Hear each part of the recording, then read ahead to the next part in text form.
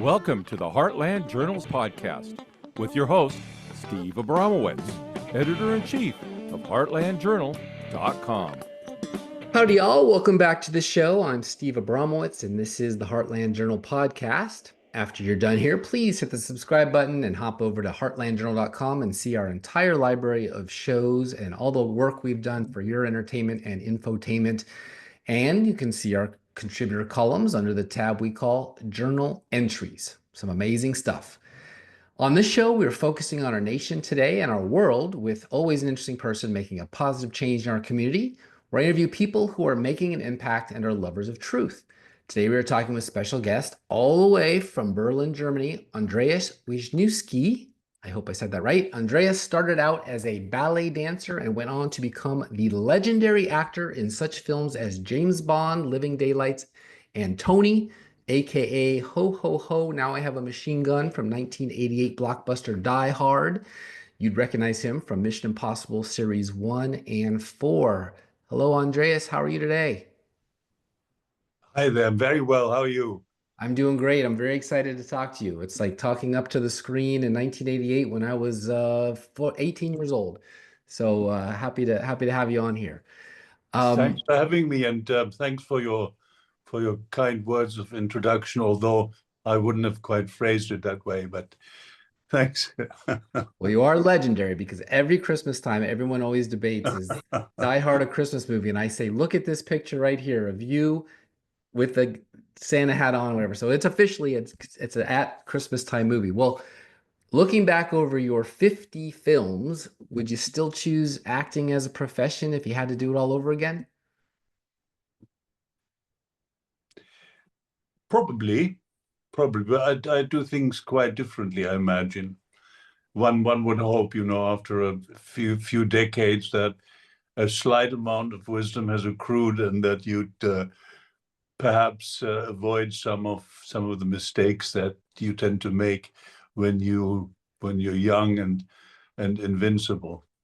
What would you tell your 12-year-old self now if you met him to avoid some of the pitfalls that you may have befallen and saved you some pain? Don't bother do anything if you only want to do it half-heartedly. Excellent. That's good stuff. Well, where do you see the movie industry going? You have a different perspective over there in Germany than if it was, say, Hollywood or Broadway, New York City. Where do you see Hollywood movie making going? Well, I'm quite apprehensive, really, with the developments in AI. I think the future of filmmaking is AI. And it will do to a greater degree what the digital camera equipment has already done, and that is make it more available, make it available to a greater audience, to an audience that isn't necessarily highly educated, and that means there will be a flood of production that can be done with no people. And most of them will be terrible, of course, but of course, you'll find the odd gem. But I suspect that filmmaking, as we know it, is going down the tube. Well, I lived in the Northwest when Northern Exposure was still popular in reruns after it was filming, and you played Arthur the Bear in the 1992 episode Wake Up Call of the TV series Northern Exposure. Tell us about your involvement there. That's a wonderful, wonderful scene. You dancing. I'm blanking on what her name is from the show, but everyone else would know, the short-haired brunette. Tell us. Yes, of course. Tell us your experience on that. It was fabulous. It was really as good as it gets as far as the work is concerned. You work with the best people, and you have the luxury to take the time to do it right. It was, the hurdles were high. I had to audition 3 times for that job, and I think at one point they were also considering to have Sting play the part, but whatever happened, I got this one, and so I was lucky.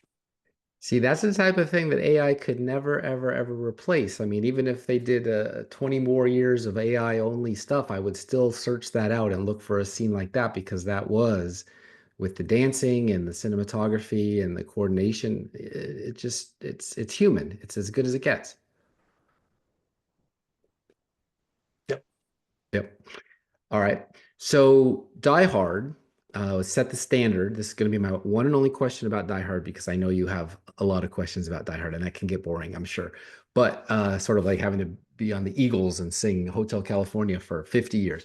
But I got to do it. Die Hard set the standard for action, but also the formula that Richard Donner perfected. So now only action and horror films make money.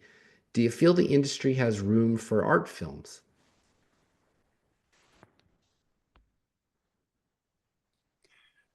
No, no, I think the art films will always be a sort of small niche, simply because they get made even without the projection that they'll earn money. And those may even be made the way we still make them with with a camera on someone's shoulder. Um, but it'll be the market will continue to get squeezed, I imagine. With a if you imagine an incredible flood of instead of I don't know what it is now, 400 movies a year, maybe there'll be 4,000. Then how many of those can you see? How even sort it out? How can get anybody any attention? So for small sort of art house movies, it'll be rougher still, is my guess. Rougher still. Yeah, well, that is true. It's without a huge budget to market, those 4,000 or at least 3,999 of them will get lost in the crowd, where the one that's able to say, Mission Impossible 8, come see it. They can get away with that. You began in, and there's a reason why I use that as an example, but I'll get to that in a second. You began in music videos, and directors like Michael Mann used that fast cut technique in, say, the Miami Vice and the movies. Do you think the attention span of filmgoers declined that led us to this 20-second TikTok culture, actually to the demise of feature-length films?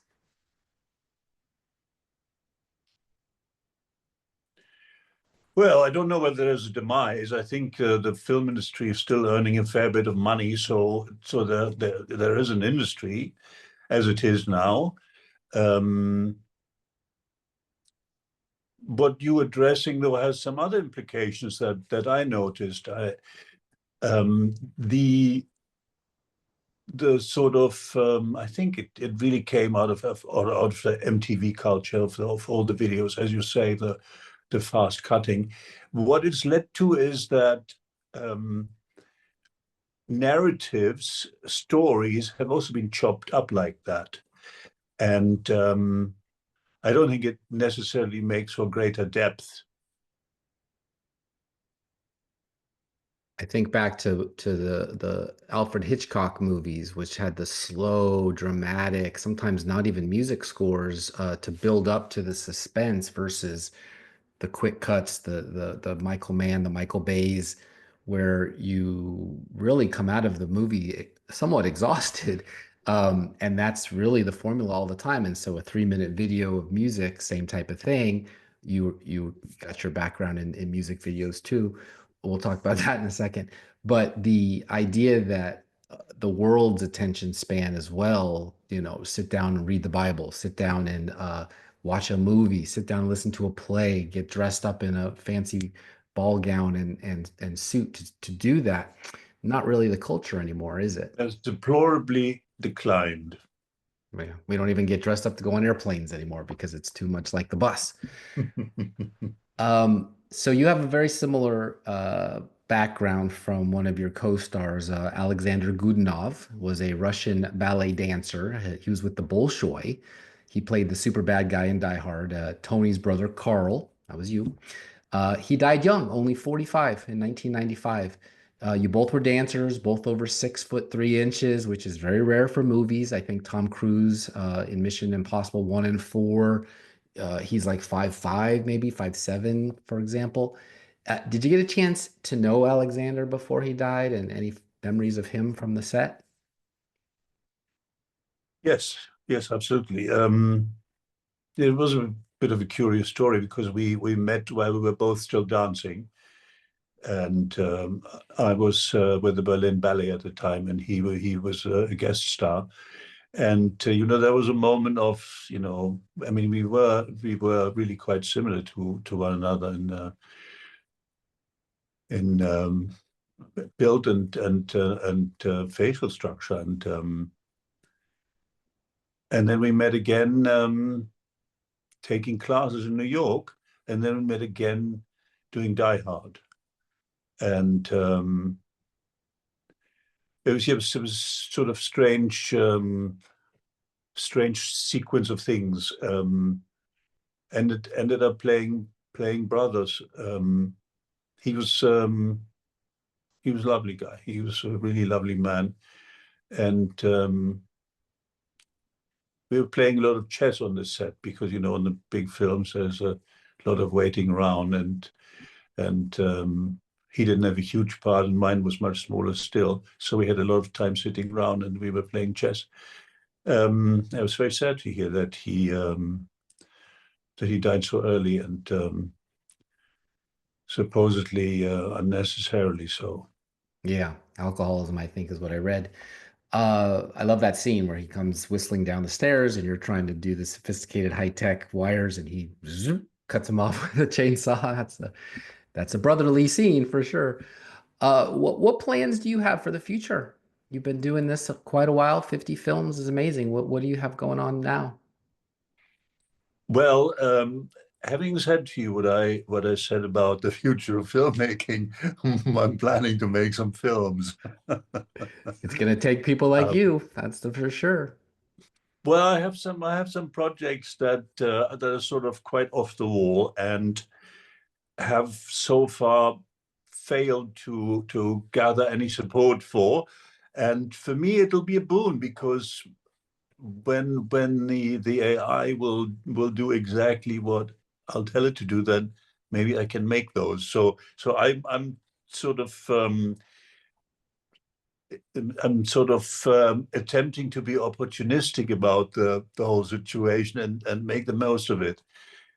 I have a sort of commercial project I call it a post-apocalyptic bunker drama, and I started writing this with my middle son in the COVID time because we have to sort of do something, and it's about all these themes that came up, the loneliness and the isolation and all that stuff, and we made a little sci-fi drama out of it. So I'm pursuing that. Couple of documentaries that cannot be done by AI.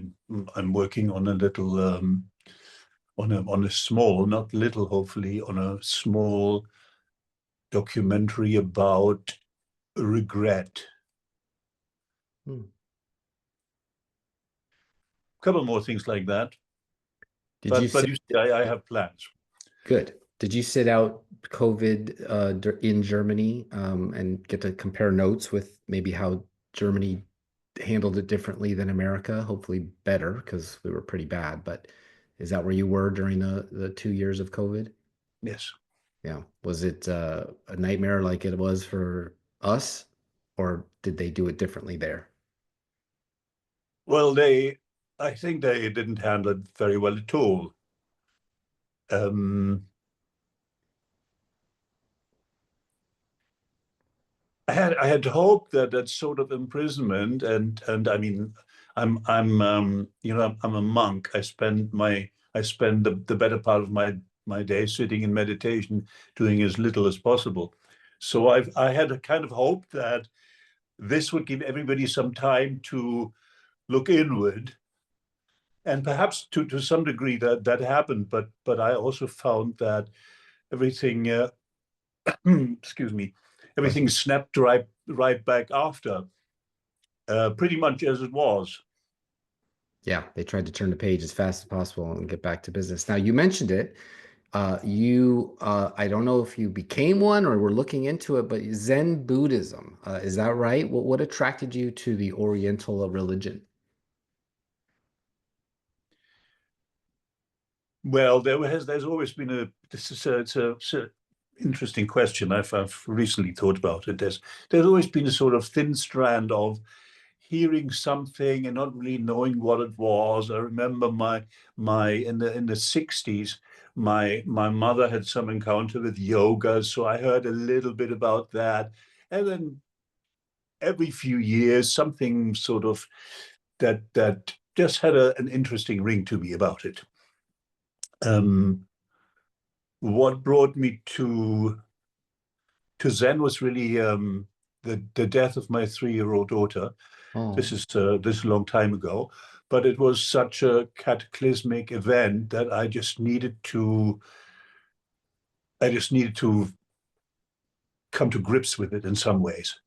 I don't know, all these words will really fail, but it was I just needed to look deeply into this, and that's what I found.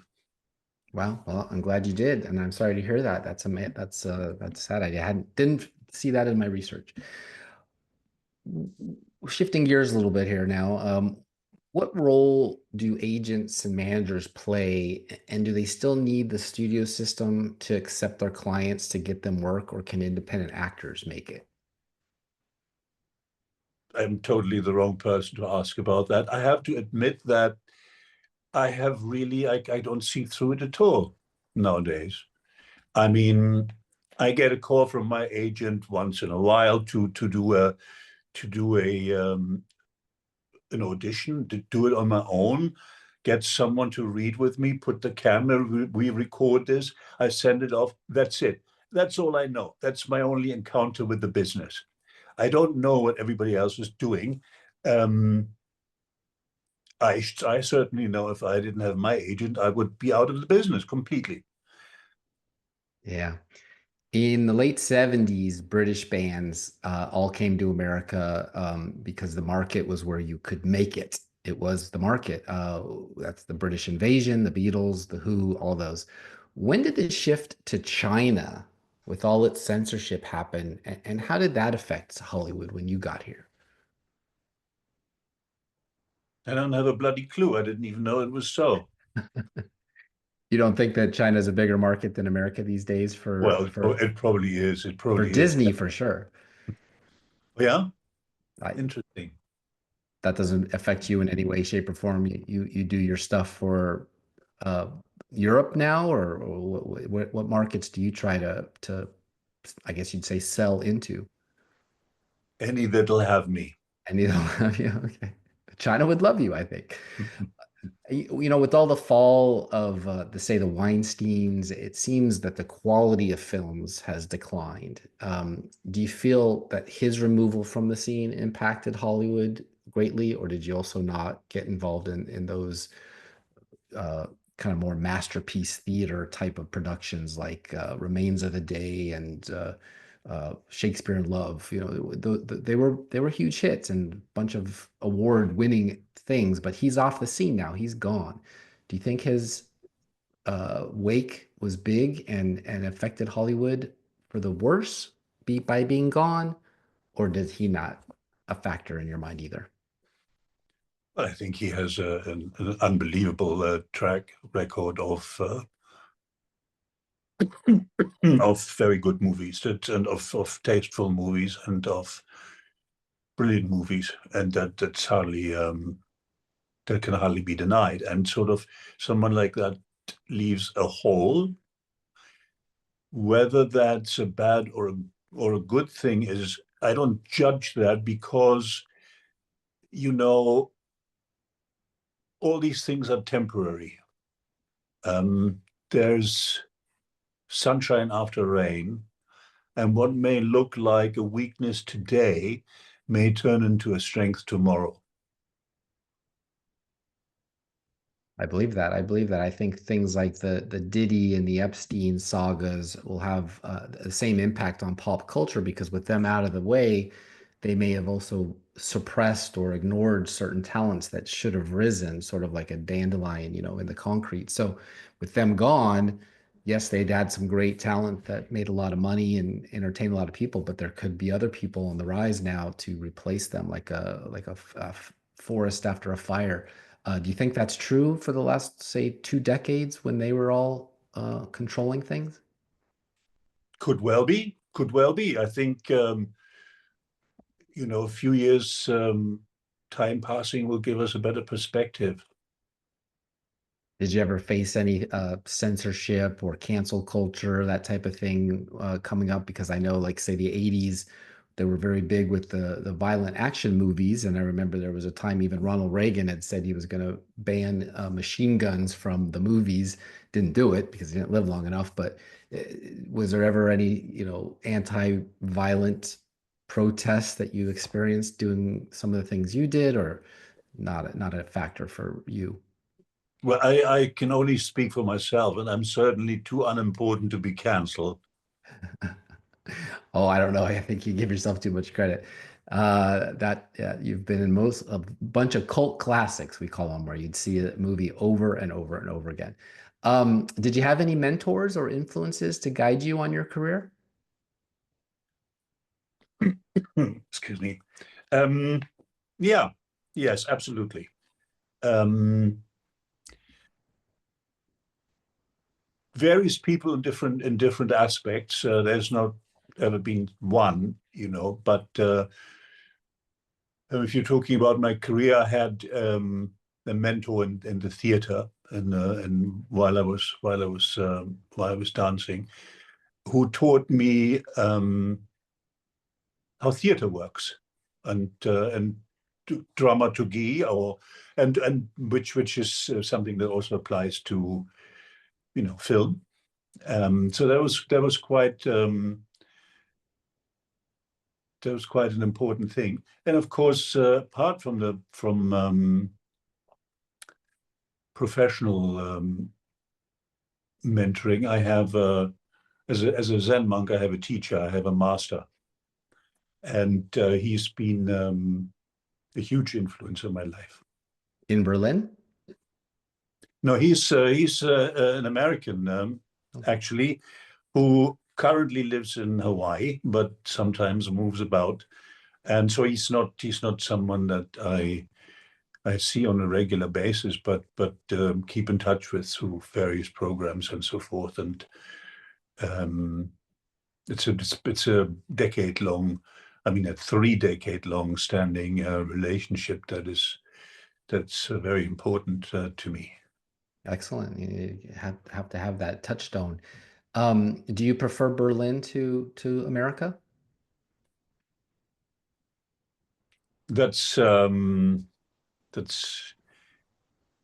don't want to answer it with a yes or no. There are a few aspects to it. I think Americans are friendlier than the Berliners to each other. That's an aspect. Life here is quite civilized in that I'm in the middle of a metropolis with the cultural offerings that are available, and I can do that with almost, I can take advantage of that with almost no effort. I can get on the train, or I get on my motorbike for 20 minutes. I'm in town center, and I can hear the Berlin Philharmonic. Now, while 5 minutes away, I can hop into a forest lake and have a swim. Now, I don't know if there's any place like that. There's one or the other. Even in America, where I mean, I lived in New York and I lived in LA, and I loved living there. Um, maybe for old folks it's better here. I don't know. I'm finding out. Well, when I visited it, which was in the late 70s, always wondered why David Bowie chose to do all of his recordings there. And I learned that it's a pretty cool place. There's a lot going on kind of all night. I think it's like 11:30 your time PM right now, right? So you're night owls.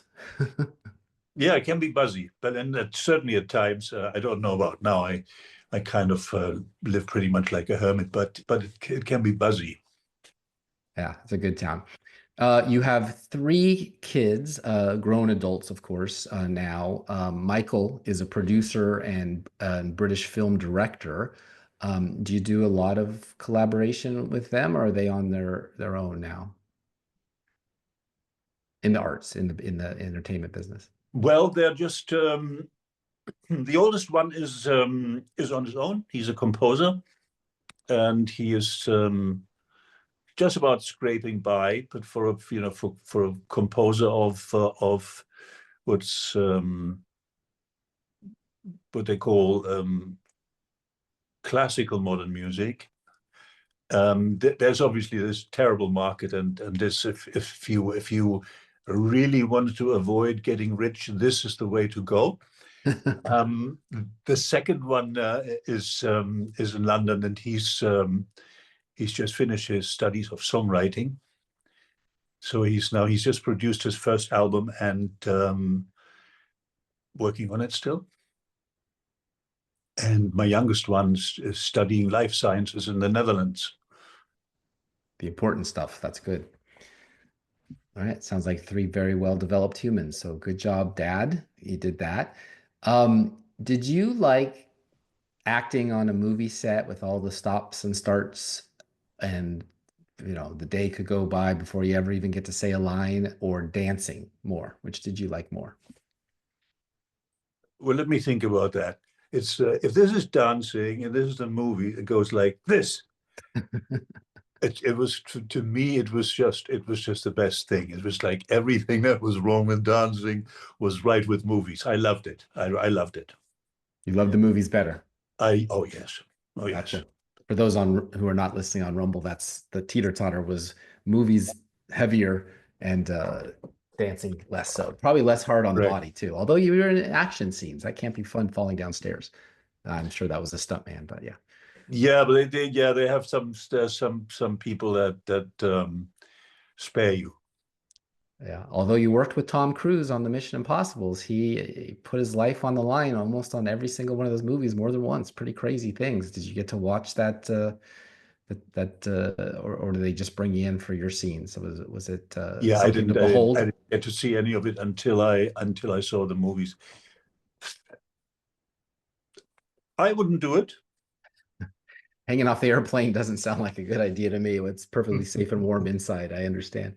Well, Andreas, I want to thank you very much for your time. This has been a thrill for me.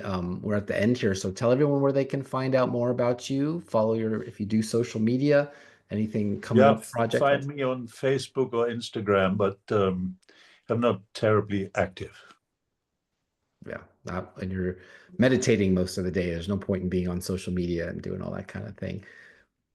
All right. And is it under your name? Yeah. Okay.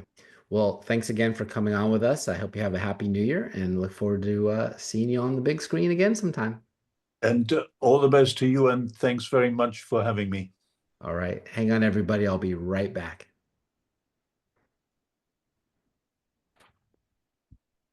Sing a song about the heartland, the only place I feel at home. Sing about the way a good man works until the daylight's gone. Thanks for coming back, everybody. It's that time to remind everyone to please subscribe to heartlandjournal.com. That is how we grow and keep this content free for you. Steve, what do you think of our guest, Andreas Wisniewski? Well, it's very interesting because I would have asked him.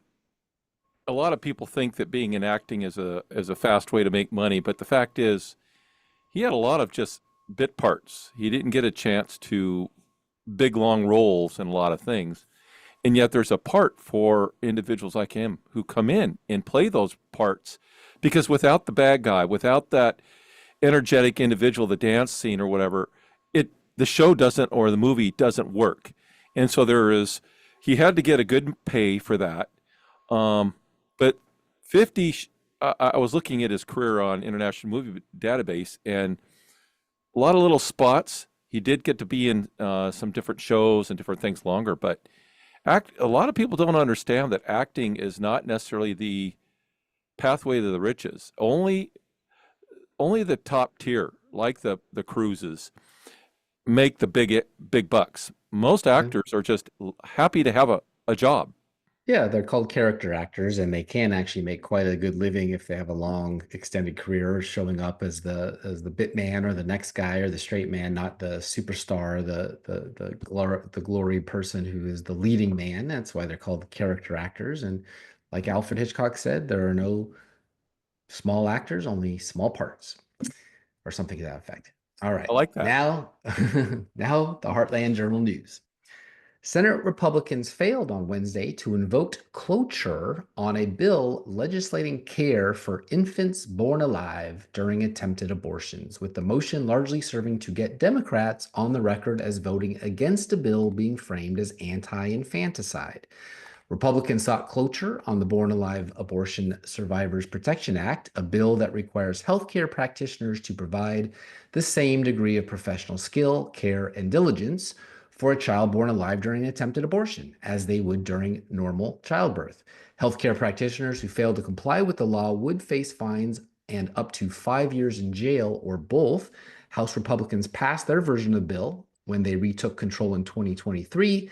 Democrats have routinely criticized born alive bills as being redundant because killing an infant who was born alive following an attempted abortion is already illegal. Though Republicans gain control of the Senate, their 53-47 majority does not give them enough votes for the 3/5 majority, 60 votes, needed for cloture. The motion for cloture Wednesday failed with a vote of 52 to 47. Senator Bill Hagerty, Republican from Tennessee, did not vote. 12 Senate Republicans voted with Republicans on Monday to pass a bill on immigration, a topic that has faced congressional gridlock for years, to address one of President Donald Trump's top campaign issues just hours after he was sworn in for a second term. The legislation, known as the Laken-Riley Act and named for a 22-year-old woman who was murdered last year while jogging at the University of Georgia, would allow for stricter punishments of undocumented immigrants who committed crimes in the United States. The measure now goes to the House, which approved a previous version of the legislation earlier this month, with 48 House Democrats joining Republicans to vote in favor. Senate Democrats overwhelmingly voted to begin debate on the bill on January 9th and 10th, and 10 of them voted on Friday to advance the amendment measure. Wow. Cortez Masto represents Nevada, a swing state that Trump won by 3 points last fall, the first Republican presidential nominee to do so since George W. Bush in 2004. Anyone who commits a crime should be held accountable, Cortez Masto said Monday on social media. Nevadans want solutions that keep their families safe, and I will continue to work across the aisle to deliver for our state. I think she didn't mean continue. I think she meant start. John Fetterman, the Pennsylvania Democrat who sponsored the measure, which was led by his friend, Senator Katie Britt, Republican Alabama. Fetterman, who didn't vote Friday on the procedural motion, recently met with Trump at Mar-a-Lago, with the president later describing the Democratic senator to the Washington Examiner as a common sense person.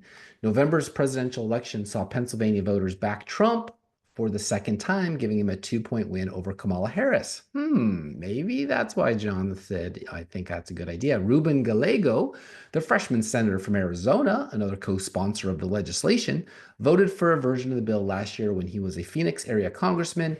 We must give law enforcement the means to take action when illegal immigrants break the law to prevent situations like what occurred to Laken-Riley, the Democrat said in a January 8th statement. While Arizona narrowly backed Joe Biden in 2020, the state swung toward Trump last fall, backing him by more than 5 points. That's called reading the tea leaves, right? Maggie Hassan, the New Hampshire Democrat, sits on the Homeland Security and Governmental Affairs Committee and made a visit to the southern border in 2022, the last time she was up for re-election. Making it easier to remove undocumented immigrants who commit crimes from our country is a basic first step that Congress can take, but we cannot stop here, she said. Now she's going to go far right. She said in a statement earlier this month, the Granite State narrowly backed Kamala Harris last year, though Trump significantly cut into the Democratic winning margin. Mark Kelly, the astronaut, Arizona's senior senator, said he supported the measure because federal authorities need to protect our communities from criminals. Sounds like a Republican. Kelly is not up for re-election until 2028. John Ossoff. Ossoff is among the most vulnerable Senate Democrats up for re-election next year and represents the state where Riley was murdered. Like Arizona, Georgia also flipped in last fall's presidential election, backing Trump by 2 points 4 years after voters there had given Biden a narrow win and elected Ossoff and Democratic Senator Raphael Warnock in a pair of runoff elections. More about Raphael Warnock in a moment. Gary Peters, the ranking member of the Homeland Security and Government Affairs Committee and former chair of the Democratic Senate Campaign Committee, is also up for re-election next year in Michigan, a state Trump won in November. It was the second time Trump won the Wolverine state, which was seen as a key part of Democrats' blue wall of must-win states. Wonder why he voted for the Laken Riley Act. Jackie Rosen. Ooh, Jackie. Spelled like wacky. The Nevada Democrat narrowly won re-election last year while Trump was carrying the premier swing state out west. These are all Democratic senators who voted for the Laken Riley Act, by the way. Jean Shaheen, the new top Democrat on the Foreign Relations Committee. Shaheen up for a fourth term in 2026. Although she hasn't announced whether she plans to run again. Earlier this month, after a vote to advance the legislation, the New Hampshire Democrat said she'd long called for Congress to do more to address our nation's broken immigration system. Really? Even when Democrats were in power for the last 4 years. Okay, Elise Slotkin, Elisa, the newly sworn-in senator from Michigan, voted for the bill when it came up in the House last year. She said this month that the nation must get past petty partisanship that continues to dominate the immigration debate. Mark Warner, the top Democrat on the Senate Intelligence Committee, the worst one, is up for a fourth term next year. Virginia has voted blue in federal elections for the past 2 decades, but since Warner's last election, the Commonwealth backed Republican Glenn Youngkin for governor in 2021, and Trump in November cut into his losing presidential margin from 4 years earlier. And Raphael Warnock, the Georgia Democrat, didn't support a Friday procedure motion to move forward on the immigration measure, but he voted Monday to pass it. In a statement, Warnock said the bill wasn't what he would have written, but added, "I hope today's vote is a genuine step toward true bipartisan cooperation to secure and strengthen resources at our southern border, smooth our asylum process, and find a dignified solution for the scores of law-abiding, undocumented Georgians working on our farms and in our communities." You can't be undocumented and a Georgian. You can be in Georgia undocumented, but that does not make sense. Reverend Warnock voted yes on Laken Riley Act. Today, U.S. Senate, this is his press release. Today, U.S. Senator Reverend Raphael Warnock, Democrat Georgia, released the following statement on his vote to support the Laken Riley Act, S.5. The vote passed 64 to 35. While nothing can bring Laken Riley back, I hope today's vote brings some comfort to her family and friends, as well as the UGA and Athens community. I continue to grieve for her loved ones and am thankful our justice system held her convicted murderer accountable. This bill isn't the legislation I would have written. That's why I support amendments that Democrats and Republicans to improve the bill. And I'm deeply disappointed we didn't have a more robust debate in the Senate to consider other ideas that could have strengthened the final product. Comprehensive immigration reform will always be my North Star, but I believe the people of Georgia want Congress to address the issues at the heart of this bill. I hope today's vote is a genuine step toward true bipartisan cooperation to secure and strengthen resources at our southern border, smooth our asylum process, and find a dignified solution for the scores of law-abiding undocumented Georgians working on our farms and in our communities. What about the ones running Fortune 500 companies? It's weird.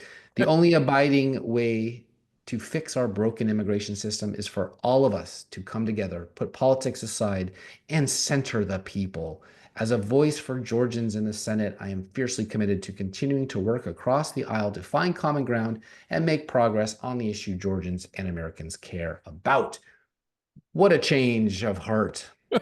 Laken was from Georgia, like Warnock, so I'm guessing he bucked his party to save his own seat at re-election time, which is funny because on March 13th last year, he dismissed the GOP-led Laken Riley Act as smoke and mirrors Tuesday, saying the immigration legislation was put forward by lawmakers who are not serious. House Republicans led the lower chamber in passing the Laken Riley Act, which would require the Department of Homeland Security to take those living in the U.S. illegally into custody if they have been charged with theft-related crimes. Warnock pushed back on the legislation on MSNBC's The Readout, noting that Congress already has a bipartisan deal on border-related issues.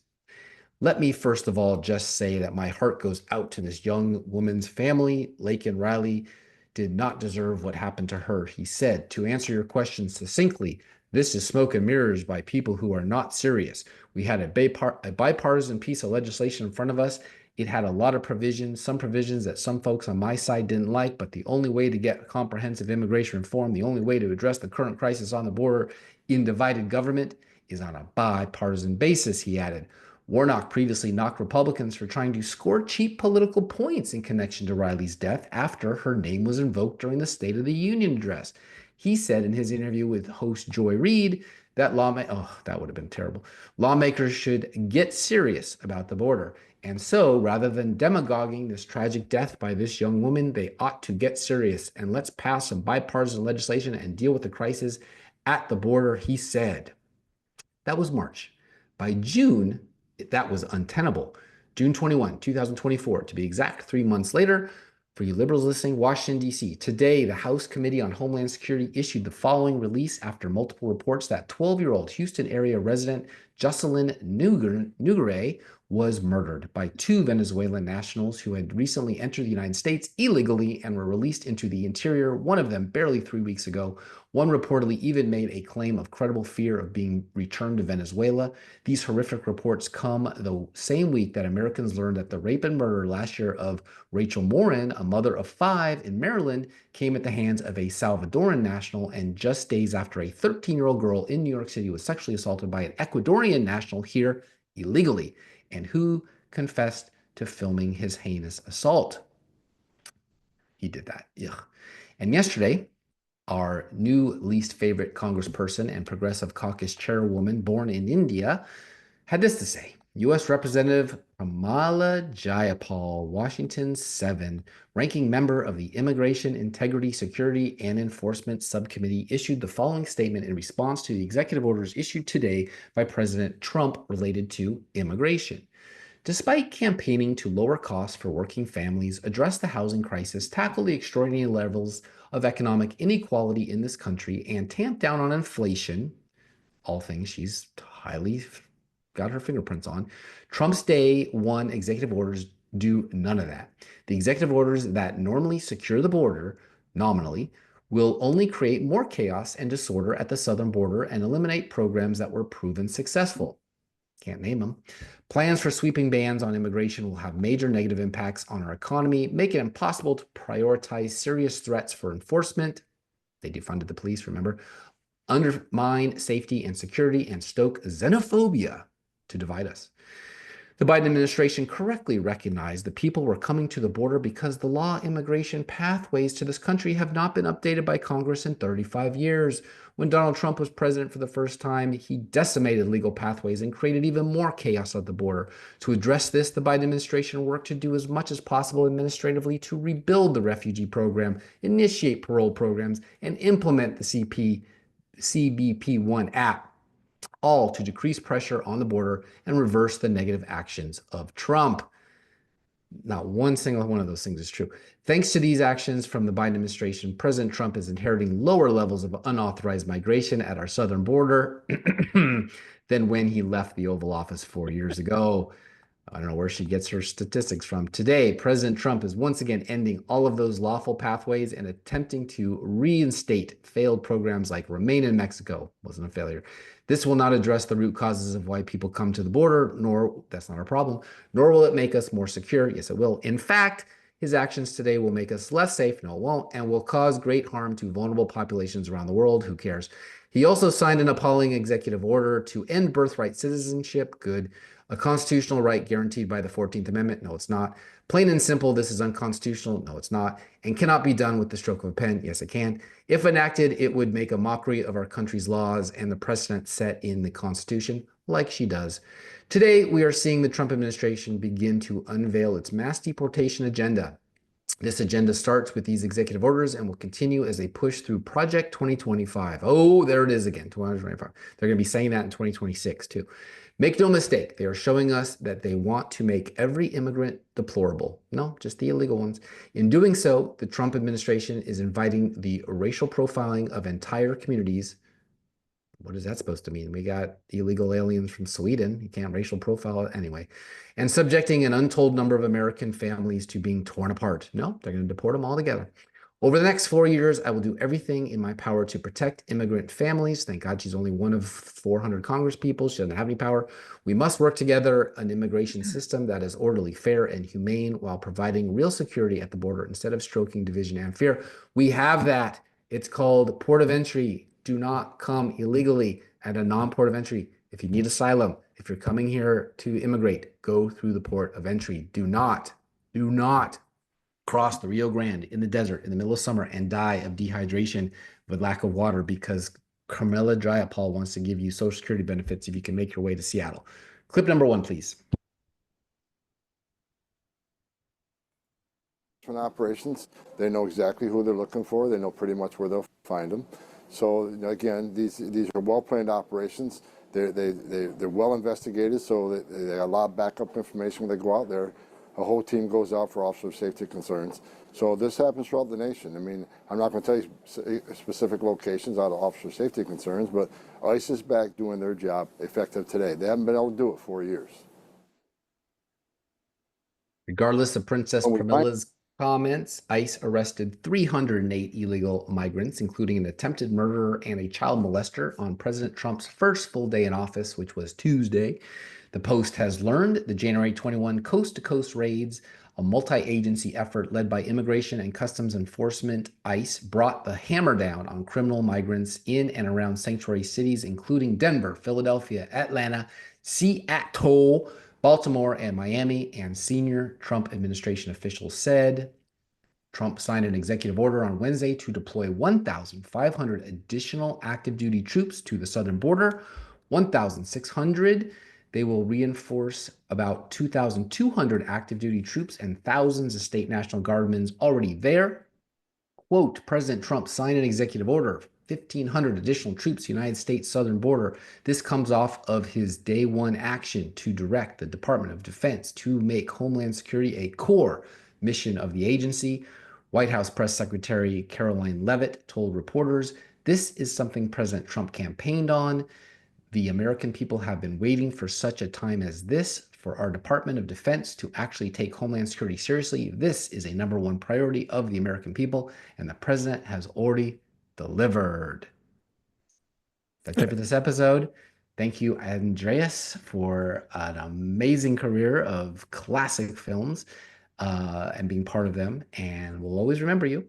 And if you look at the poster that we put out for this show, you'll see a little bobblehead of him in his ho ho ho sweater, and that will be forever associated with the movie Die Hard and Christmas, for that matter. At least for Christmas movies. That, you know, that's the birth of Jesus. We don't have to mess with that. But if you're gonna see a movie, you got an hour and a half to kill. Die Hard's a good one. All right, this is goodbye for now. I'm your host, Steve Abramowitz, editor-in-chief of HeartlandJournal.com. See you all next week. And by the way, producer Steve put out a rockin' 300th episode. Thanks for doing that, Steve. Some trip down memory lane nostalgia. You want to give a shout out to your own work there real quick? Well, I just want everybody to know that take some time. It's an hour long, and you'll kind of catch a portion of what Steve and I have been doing for 300 episodes. And it's been quite the journey, Steve. Yeah, And you even put my first on-air experience with Dory Monson on there, which was amazing because that's really what kicked off this entire thing. And he passed away 2 years ago, Christmas. And so, you know, we're doing our best to kind of keep the legacy alive. And so Yeah. it's very nice of you to find that out of who knows where and put it up there. So thank you for that too. And You all bet. those you're listening to the Heartland Journals, you're listening to the Mill Creek Views. It just sparks so many fond memories of this great show we're doing. And I just did a show with Nova Page today that I think is going to come out hopefully tomorrow. Yep. If not, okay, tomorrow. Who's our new host. So she's going to help carry the torch into the future. We got some great shows for her as well. So check that out and look at her library before it gets to be 300, because you'll never be able to go back and listen to all 300, but you can catch up on her 6. No problem. All right. So this is goodbye for now. I am your host, Steve Abramowitz, editor-in-chief of HeartlandJournal.com. I may have already said that. Peace in our time, and definitely glory to God. All right. You'll never guess why I chose this song for us to take it home with for the week. Andreas, the guy you just heard from, is in this video. Look it up on YouTube, Bananarama, Venus. Not too thrilled with the satanic imagery, but it's fun now that you know who he is. So check it out and kick us off, Steve.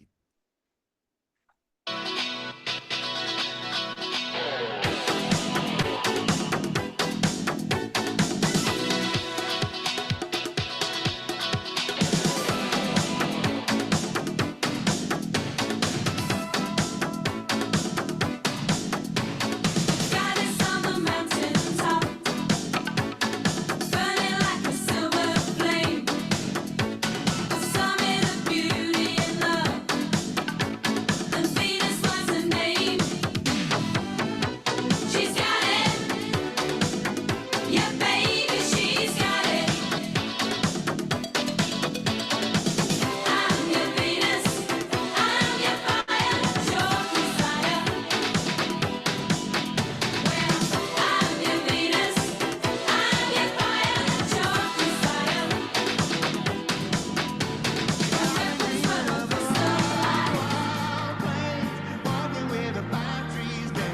Heartland Journal Podcast is the media property of heartlandjournal.com, where you can find news stories, commentary, and content serving the heartland of America. Any views or opinions represented on the podcast are personal and belong solely to the creator and do not represent those of the people, institutions, or organizations that the creator may or may not be associated with in professional or personal capacity unless explicitly stated.